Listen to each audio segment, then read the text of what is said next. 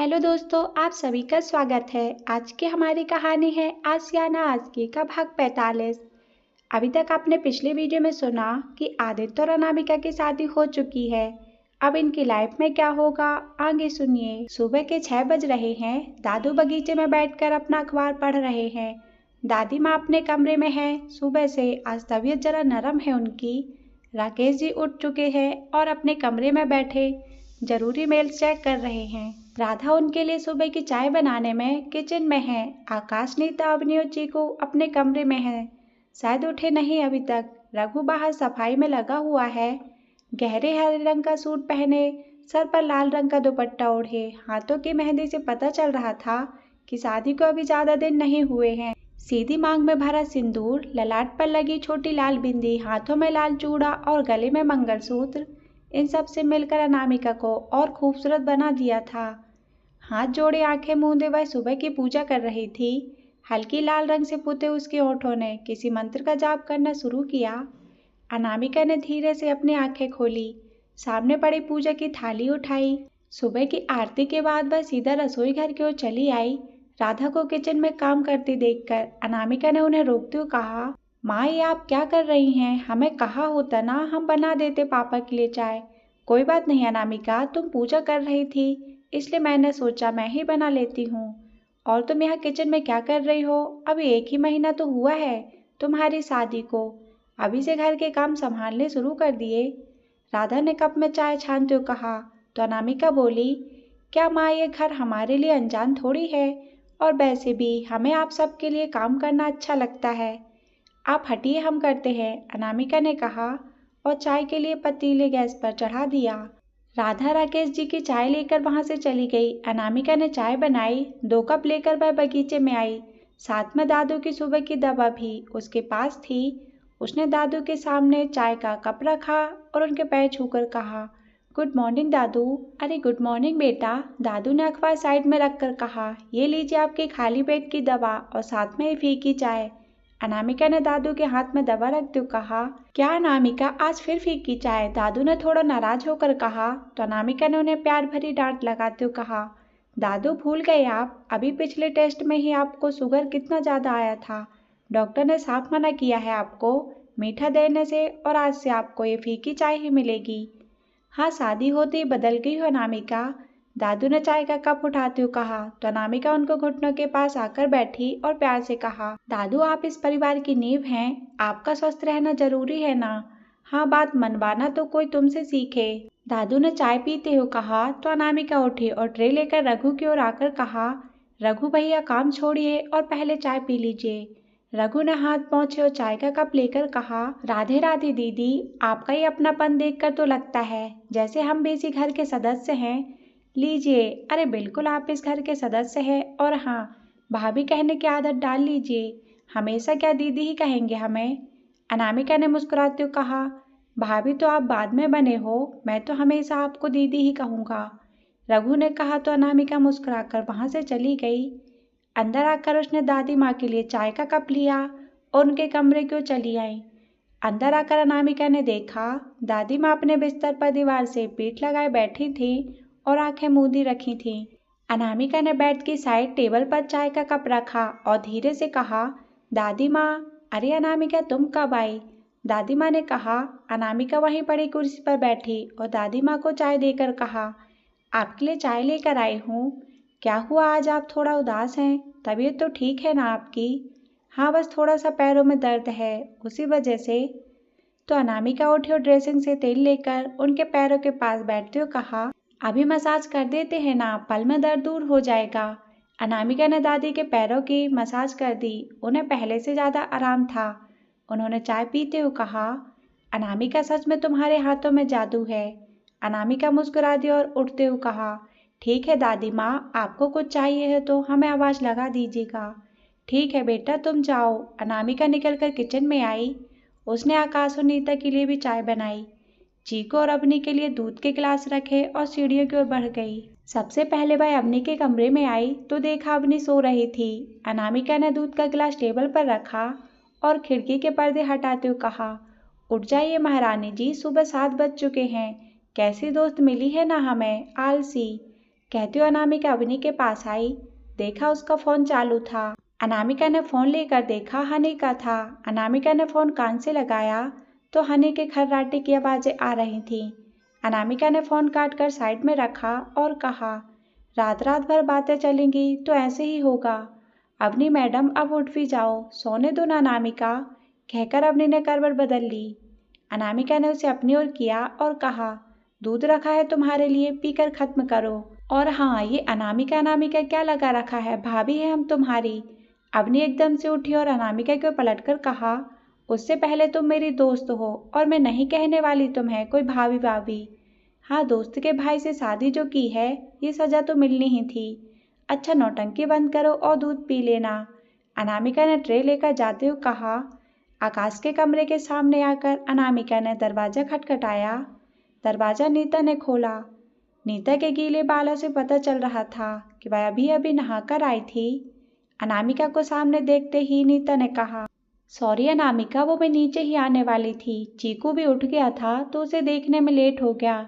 कोई बात नहीं भाभी, ये लीजिए आपकी और भैया की चाय और चीकू के लिए दूध। आराम से नीचे आ जाइएगा। अनामिका ने ट्रे नीता को देकर कहा, मैं थोड़ी देर में आती हूँ। नीता ने कहा तो अनामिका वहाँ से चली गई और नीचे चली आई। राधा रघु को कुछ बताने में बिजी थी। अनामिका नाश्ते की तैयारी में लग गई। उसने आलू उबलने को रखे और आटा गूंथने लगी। कुछ देर बाद नीता भी चली आई और कहा, अनामिका लाओ मैं पूरियाँ बना देती हूँ। ठीक है भाभी, आप आलू का भरता भी बना देना। हमें कुछ कपड़े प्रेस करने हैं। अनामिका ने हाथ धोते हुए कहा। नीता ने गैस की ओर बढ़ते हुए कहा, हाँ हाँ मैं बना लूँगी, तुम जाओ। अनामिका बाहर आई और राकेश जी के कपड़ों को प्रेस करने लगी। उनके कपड़े प्रेस करके उन्हें कमरे में रख कर आई। ये करते करते सुबह के 8:30 बज चुके थे। चीकू भी आकर हॉल में दादू के साथ बैठा अपने खिलौने से खेल रहा था। अवनी के बाद घर में सबसे छोटा चीकू ही तो था और सबका लाडला भी। राकेश जी की तो वह जान था। अनामिका वापस किचन में आई और गैस पर पतीला चढ़ाने लगी तो नीता ने कहा, देवर जी के उठने का टाइम हो गया है। अनामिका एक बात बताओ, पूछिए। अनामिका ने पतीले में पानी डालते हुए कहा, आदित्य का नाम लेते ही तुम इतना चुप क्यों हो जाती हो? नीता ने छेड़ते हुए कहा तो अनामिका धीरे से बोली, ऐसा कुछ नहीं है भाभी, अरे मजाक कर रही हूँ, तुम चाय बनाओ, मैं चीकू को देख कर आती हूँ, कहकर नीता चली गई। अनामिका आदित्य के लिए चाय बनाने लगी और सोचने लगी, ये खामोशियाँ ही तो है हमारे रिश्ते को जोड़े हुए हैं भाभी। आदित्य जी के कहे बिना ही हम कई बार उनके दिल की बात जान लिया करते हैं। अपनी भावनाओं को जाहिर करने के लिए हम दोनों को कभी शब्दों की जरूरत भी नहीं पड़ी। शायद इसीलिए हम उनके नाम से चुप हो जाते हैं, क्योंकि उनके लिए कुछ कहने से ज़्यादा हमें उन्हें महसूस करना पसंद है। अनामिका सोच में डूबी थी। जब चाय उफरने लगी तो वह अपने ख्यालों से बाहर आई। उसने रैक में रखा आदित्य का पसंदीदा कप उठाया, जिस पर आदित्य की आंखों की तस्वीर थी। उसे वो पल याद आ गया जब पहली बार उसने इस कप को देखा था और देखकर चिढ़ी थी। कप में चाय छानकर अनामिका उसे लेकर ऊपर चली आई। धीरे से कमरे का दरवाज़ा खोला और अंदर आई। आदित्य सो रहा था। उसके बाल उसके माथे पर बिखरे हुए थे और कुछ आंखों तक आ रहे थे। सोते हुए किसी मासूम बच्चे सा लग रहा था। अनामिका ने कप रखा और खिड़की के पास आकर पर्दे हटा दिए। जैसी खिड़की खोली, उसमें से आती धूप आदित्य पर पड़ी। उसका चेहरा चमक रहा था। अनामिका प्यार से उसे निहारने लगी। धूप की वजह से आदित्य ने तकिया उठाया और दूसरे मुंह करके सो गया। अनामिका उसके पास आई और बैठकर प्यार से उसके बिखरे बालों से साइड किया। अनामिका की छुअन को आदित्य पहचानता था। उसने अनामिका का हाथ पकड़ा और गाल के नीचे लगाते हुए नींद में कहा, गुड मॉर्निंग अनामिका।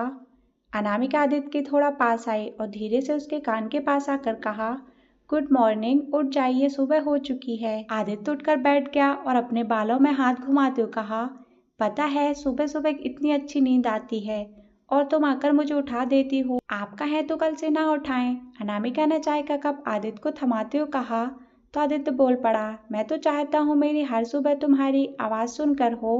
तो अनामिका शर्मा कर जाने लगी। आदित्य ने उसका हाथ पकड़कर उसे रोक लिया और कहा, अनामिका बैठो ना थोड़ी देर। अनामिका वापस आकर बैठ गई और कहा, ये रोज रोज देर से उठना हेल्थ के लिए अच्छा नहीं होता। आपको जल्दी उठना चाहिए, उठकर पूजा करनी चाहिए। तो आदित्य ने हाँ कहा। रोज सुबह वॉक पर जाना चाहिए। इस बार भी आदित्य ने हाँ कहा। तो अनामिका ने कहा, आप हमारी नकल उतार रहे हैं। आदित्य ने एक बार फिर हाँ कहकर जता दिया कि वह अनामिका की नकल कर रहा था। अनामिका उठी और कहा, हमें आपसे बात नहीं करनी, सड़ू कहीं के। कहकर अनामिका चली गई और आदित्य मुस्कुराते हुए चाय पीने लगा। आदित्य से नाराज होकर अनामिका नीचे चली जाती है। किचन में आकर देखती है नीता ने सारा नाश्ता तैयार कर दिया है। तो उसने कहा, भाभी आप हाथ धो लीजिए, हम सबके लिए नाश्ता लगा देते हैं। ठीक है अनामिका, कहकर नीता बाहर चली गई। अनामिका ने सारा नाश्ता बाहर टेबल पर लगाया। दादू, राकेश जी, आकाश, अवनी आकर नाश्ते के लिए बैठ गए। राधा पास ही में खड़ी थी। उसे देखकर राकेश ने कहा, राधा तुम खड़ी क्यों हो? आओ बैठो, नाश्ता करो। अरे नहीं नहीं, मैं आपके साथ कैसे बैठ सकती हूँ? अरे बहू, कोई बड़ी बात नहीं है, वैसे भी दो दो बहुओं की सास बन चुकी हो, अब तो साथ बैठकर खा सकती हो। दादू ने कहा तो राधा झिझकते हुए कहा, नहीं पिताजी, मैं बाद में खा लूंगी, अभी आप सब खाइए।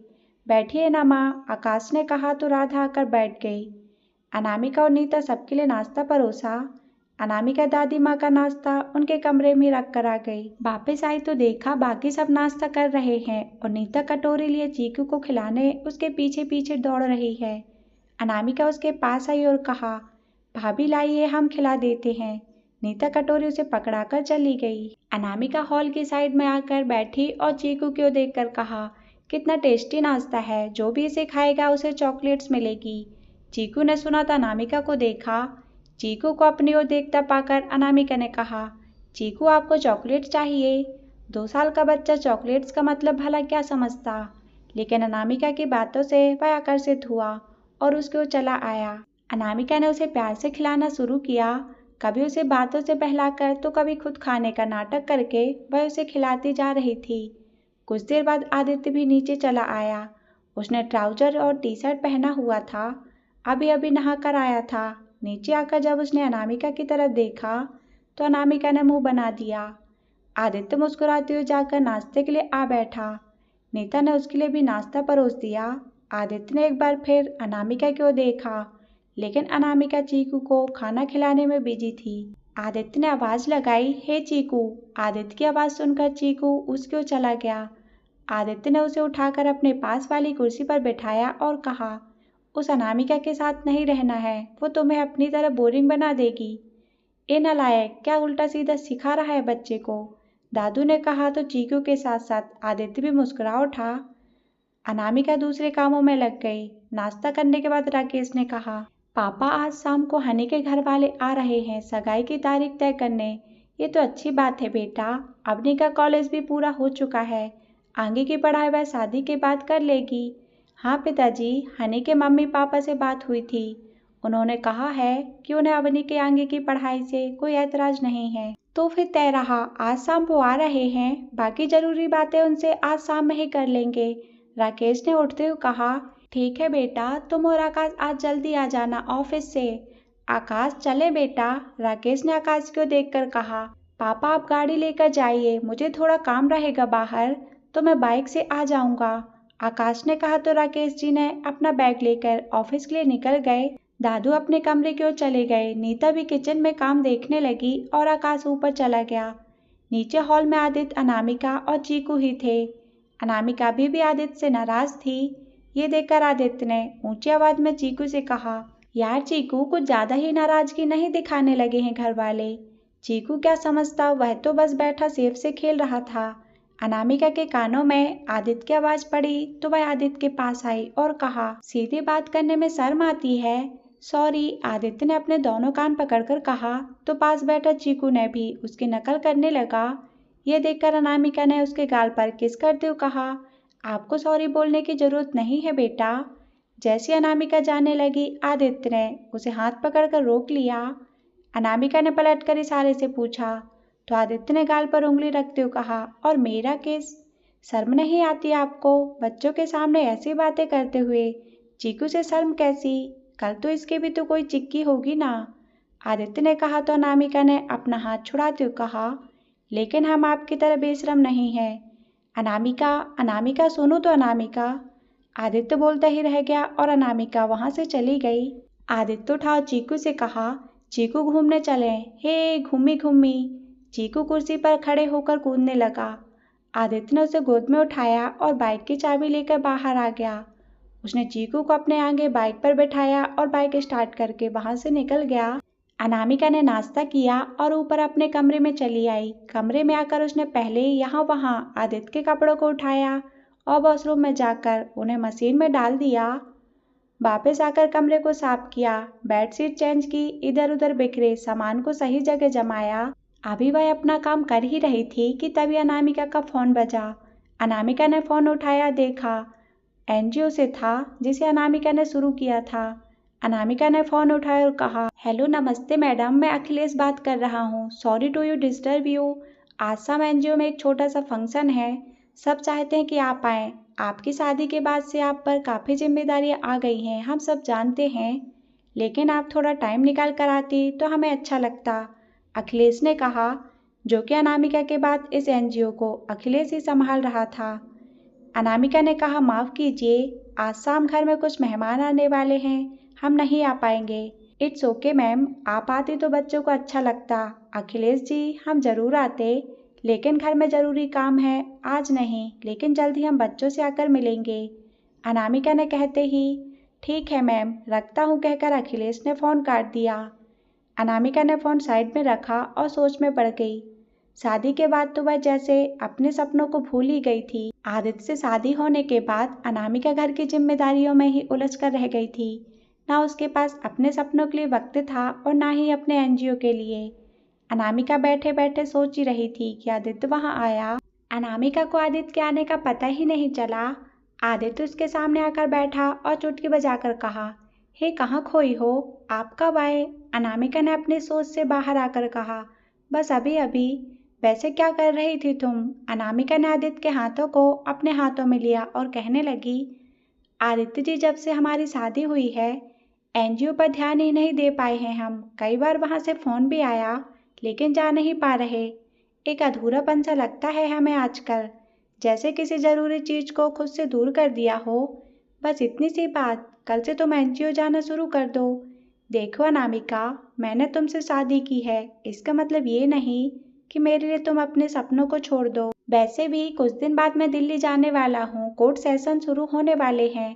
मैं नहीं रहूँगा तो तुम बोर हो जाओगी, इसलिए तुम कल से ही अपने एनजीओ को देखभाल शुरू कर दो। आदित्य ने कहा तो अनामिका मुस्कुरा उठी उसे मुस्कुराता देखकर।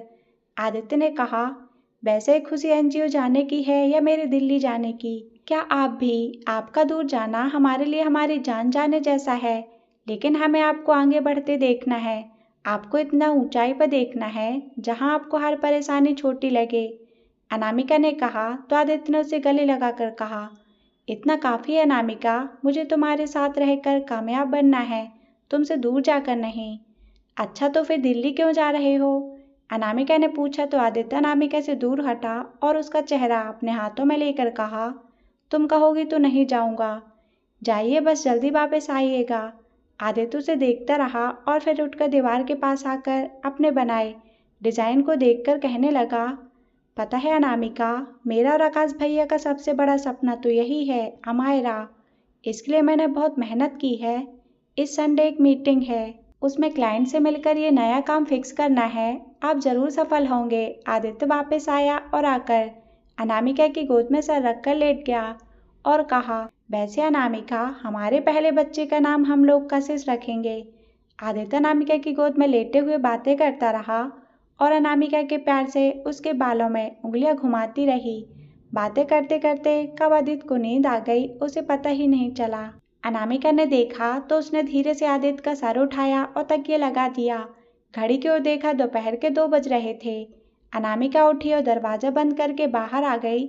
नीचे आकर उसने राधा के साथ मिलकर दोपहर का खाना बनवाया। राकेश और आकाश तो ऑफिस में थे, अपने अपने दोस्तों के साथ मार्केट गई हुई थी।